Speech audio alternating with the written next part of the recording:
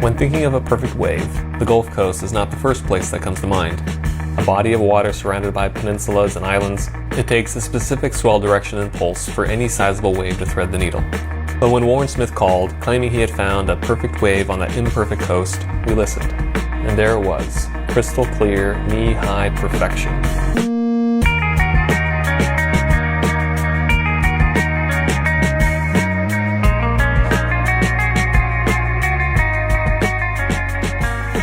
Warren grew up in Panama City, a wave-deficient town that's known more for MTV Spring Break than its surf culture. But when Ben Gravy hatched a plan to create a novelty wave there last March, Warren took notes. With the help of the Sea Screamer, a family-run dolphin-watching boat, Ben managed to create a 2-foot reeling wave that broke along the powdery white sand of Shell Island. So dreamy, it didn't look real. Warren, a dual citizen in the surf and skimboarding worlds, instantly recognized the wave's potential. So he hatched a plan of his own. Get 3 riders from all different backgrounds to Panama City with the promise of riding a tailor-made, on-demand wave.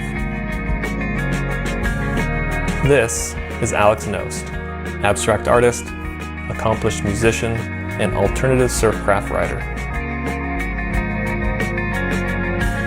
Next, Justin Quintal, world champion longboarder, reluctant karaoke singer, and native Floridian. And of course, 3-time world champion skimboarder and soft top enthusiast, Blair Conklin.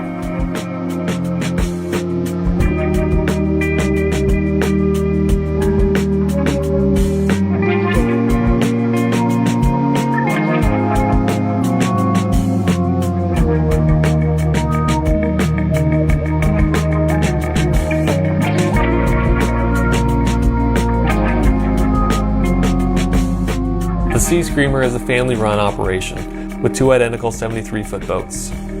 Cody, our trusted captain, grew up on these twin vessels, his father Eric having started the business. Typically, their purpose is taking tourists out into the Gulf with hopes of spotting some dolphins, but this trip was a little different. The idea is this. Cody pilots the boat along a sandy point which pokes out into the deep water of the pass. As he picks up speed, the wake of the boat hits the steep drop-off of the point, creating a perfect, healing wave along the beach. Doubling back, he can recreate the same wave in the opposite direction, giving everyone a chance at both a right and a left.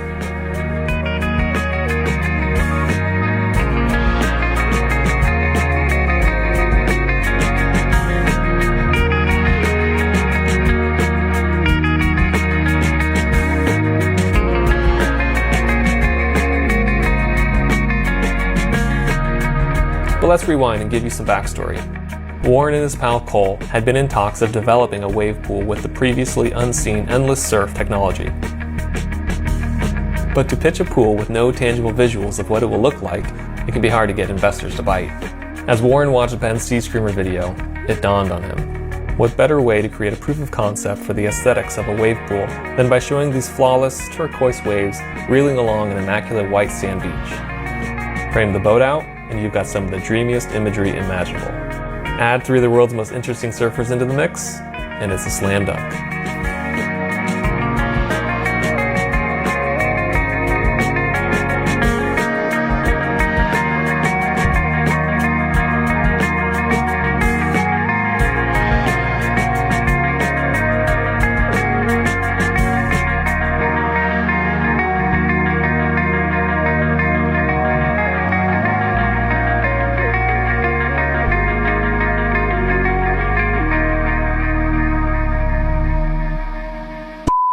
Give me a little clap. Okie dokie. What's up? My name is Blair Conklin. I'm a skimboarder from Laguna Beach that never thought I'd be traveling to Panama City for a wave.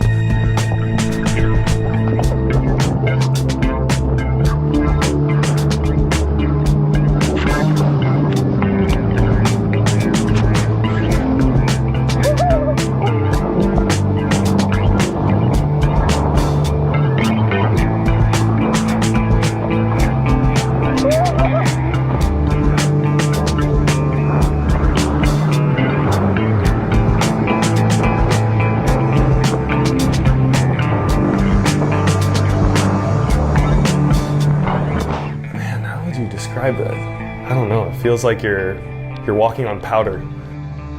Watching the wave come around the point, all you see is this crystal blue wall. As soon as it hits shallow enough water, it just starts reeling off really fast. Visually, like, it gets you excited. Usually you're riding a wake of a boat and all you have is this 2 feet in front of you. But with the Sea Screamer and this sand point, it felt like a substantial wave and had all this energy to do turns and multiple maneuvers and a much wider zone to land in and yeah, do what you want to do. It really feels like you're doing snowboarding turns. When you're riding a wave, you're looking down, you can see fish swimming below you and see perfectly to the bottom. It's known as the Emerald Coast for a reason. I think Warren has a respect for skimboarding that a lot of surfers might overlook. He's known in the surf world, has traveled with all of the best surfers. He's friends with Dion, Craig Anderson, the guys that I watched growing up. That's Warren's crew. Also was involved in skimboarding. He was good friends with Grady Archibald, Paulo, and kind of spent some time in South Laguna, so was very connected within the skim scene here. Having earned his respect, along with all those others that he's associated with, is pretty cool for me. Yeah, going into the trip, I hadn't met Alex or Justin. Didn't even know Justin's story, really. World champion longboarder, maybe several-time world champion longboarder. I'm pretty sure he got Wave of the Winter. He comes from Jacksonville, Florida, I believe. Hearing his story and realizing the people that I was surrounded by the entire trip was pretty cool.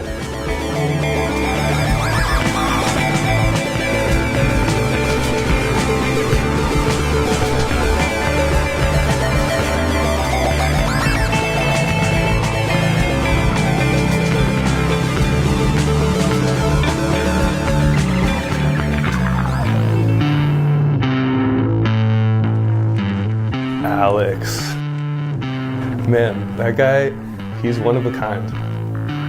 First impressions of Alex, we get into Panama City, it's like midnight. I'm exhausted from the travel day, ready to go to bed. He's going to the karaoke bar across the street the day before our big shoot day. Really, really talented surfer, and I think he has an appreciation for the weird crafts like a skimboard, or he's super into finless stuff, super into all sorts of alternative surf riding.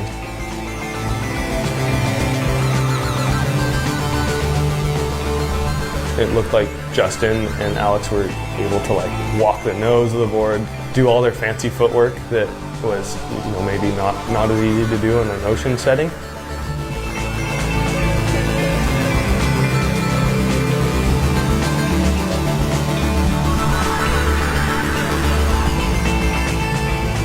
I feel like the moment that I'll never forget is Cody's first pass around the point, being on the back of the boat. We're with everyone who's going to ride the wave and everyone who's shooting the wave, and we're just watching this first pass by.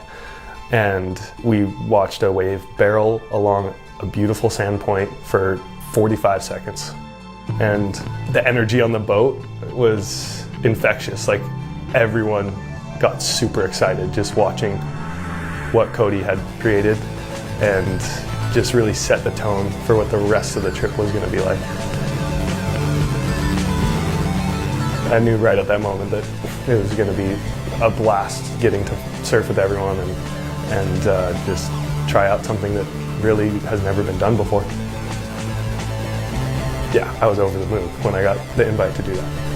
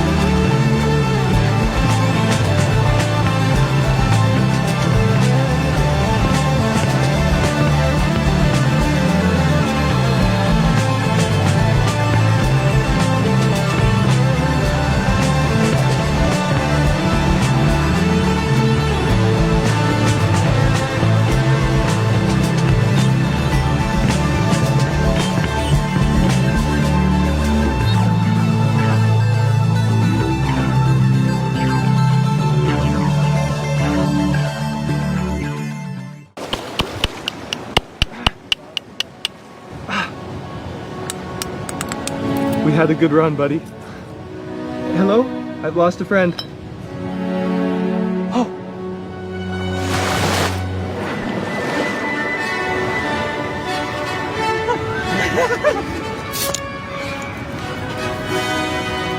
It's a shoe with a bottle opener on the bottom! Cheers.